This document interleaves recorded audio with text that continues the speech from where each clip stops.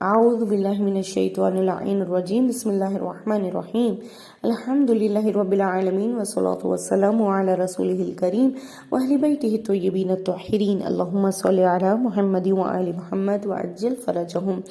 تمام حمد خدائے بزرگ و برتر کے لیے اور درود و سلام ہو محمد وآل محمد پر۔ 14 معصومین ایجوکیشن کی جانب سے آج کی اس خوبصورت نشست میں آپ سب کو خوش آمدید کہتی ہوں، اور جیسا کہ ہمارا موضوع حجاب کی اہمیت کے حوالے سے ہے،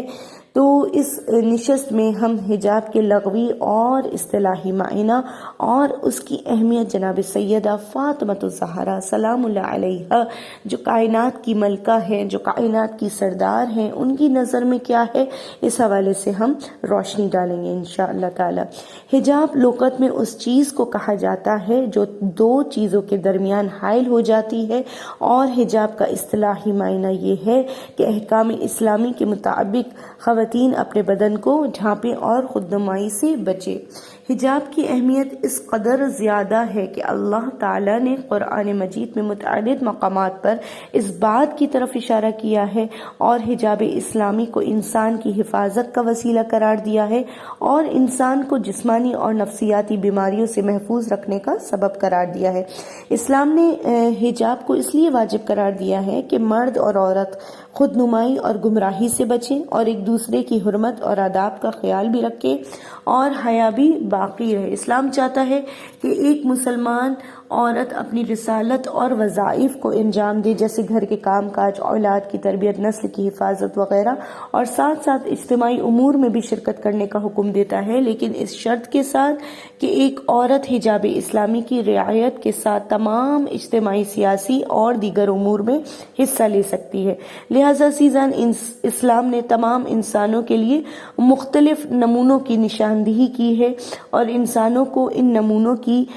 پیروی کرنے کا بھی حکم دیا گیا ہے۔ اگر دنیا میں موجود دوسرے ادیان اور مذاہب میں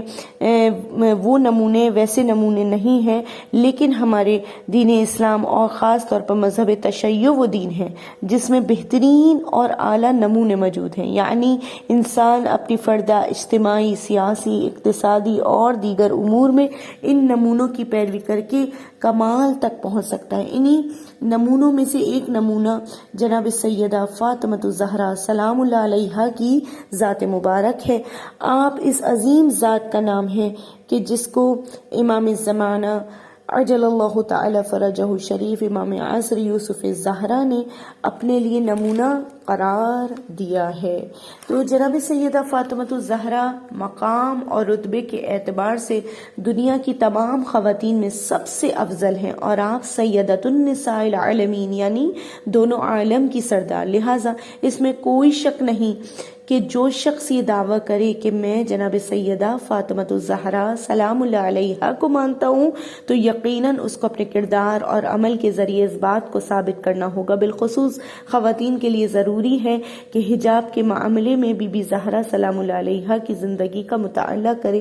یہ وہ ہستی ہیں جس نے تمام تر مشکلات کے باوجود حجاب اسلامی کو نہیں چھوڑا۔ آپ نے مختلف حوادث جیسے اجتماعی اور سیاسی امور میں شرکت فرمائی، لیکن حجاب اسلامی کی مکمل رعایت کے ساتھ اپنا مدعا بیان کیا کرتی تھیں۔ اور جیسے کہ مشہور واقعہ ہے کہ ایک دفعہ ایک نابینا شخص آپ کی اجازت سے آپ کے گھر میں داخل ہوا، اور اس وقت رسول اللہ صلی اللہ علیہ وآلہ وسلم بھی تشریف فرما تھے۔ جب وہ شخص گھر میں داخل ہونا چاہا تو بی بی فاطمہ زہرا سلام اللہ علیہا نے اپنے آپ کو ڈھانپا، تو نبی صلی اللہ علیہ وآلہ وسلم نے فرمایا، بیٹی یہ شخص نابینا ہے اور آپ کو نہیں دیکھ سکتا، آپ کیوں اپنے آپ کو ڈھانپ رہی ہیں؟ تو جناب سیدہ فاطمۃ الزہرا سلام اللہ علیہا نے، میں قربان جاؤں شخصیت پر، کیا فرماتی ہیں کہ بابا جان، اگر یہ شخص مجھے نہیں دیکھ سکتا تو میں اسے دیکھ سکتی ہوں، اور اس کے علاوہ یہ شخص میری خوشبو سونگھ سکتا ہے۔ تو رسول اللہ صلی اللہ علیہ وآلہ وسلم نے جناب سیدہ فاطمۃ الزہرا سلام اللہ علیہا کی تائید کرتے ہوئے فرمایا، فاطمہ بضعۃ منی، فاطمہ میرا ٹکڑا ہے۔ اور ایک مقام پر جناب سیدہ فاطمۃ الزہرا سلام اللہ علیہا اتنے خوبصورت انداز میں فرماتی ہیں کہ عورت کے لیے بہترین یہ ہے کہ نہ وہ کسی کسی نامحرم کو دیکھے اور نہ کوئی نامحرم اسے دیکھنے پائے۔ تو حجاب جناب سیدہ فاطمۃ الزہرا سلام اللہ علیہا کو سمجھنے کے لیے سب سے اہم امر آپ کا وہ خطبہ ہے جو مسجد نبوی میں حضرت رسول اللہ صلی اللہ علیہ وآلہ وسلم کی رحلت کے بعد لوگوں کے درمیان میں آپ نے دیا تھا۔ اس خطبے میں آپ سلام اللہ علیہ نے حق غضب کرنے والوں کی مذمت کی اور ساتھ ساتھ ولایت اور امامت کا دفاع بھی کیا، اور جناب سیدہ فاطمۃ الزہرا کا گھر سے نکلنا اور لوگوں کی بھیڑ میں جانا اور خطبہ دینا، اس وقت آپ کے حجاب کی کیفیت اس قدر کامل تھی